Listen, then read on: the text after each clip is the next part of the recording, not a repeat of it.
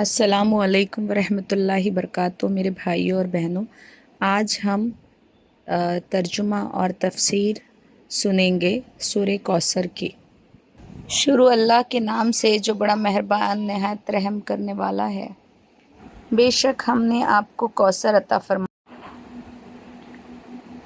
آپ اپنے رب کے لیے نماز پڑھے اور قربانی کرے، یقیناً آپ کا دشمن ہی بے نام و نشان رہے۔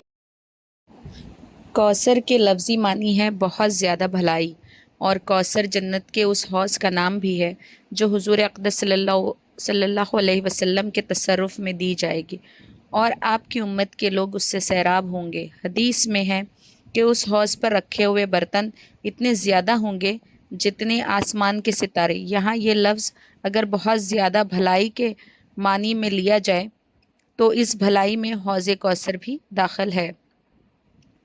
قرآن کریم میں اصل لفظ ابتر ہے، اس کے لفظی معنی ہے جس کی جڑ کٹی ہوئی ہو، اور عرب کے لوگ اس شخص کو ابتر کہتے تھے جس کی نسل آگے نہ چلے، یعنی جس کی کوئی نرینہ اولاد نہ ہو۔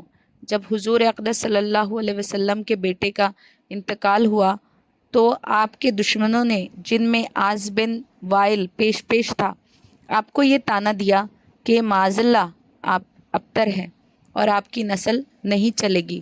اس کے جواب میں اس آیت نے فرمایا ہے کہ آپ کو تو اللہ تعالیٰ نے کوثر عطا فرمائی ہے، آپ صلی اللہ علیہ وسلم کو اللہ تعالیٰ نے کوثر عطا فرمائی ہے۔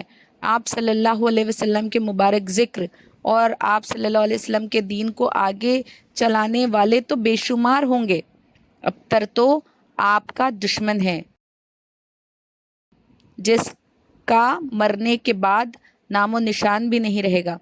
چنانچہ ایسا ہی ہوا کہ آن حضرت صلی اللہ علیہ وسلم کا تذکرہ اور آپ کی سیرت طیبہ تو الحمدللہ زندہ اور جاوید ہے، اور طعنے دینے والوں کو کوئی نہیں جانتا، اور اگر کوئی ان کا ذکر کرتا بھی ہے تو برائی سے کرتا ہے۔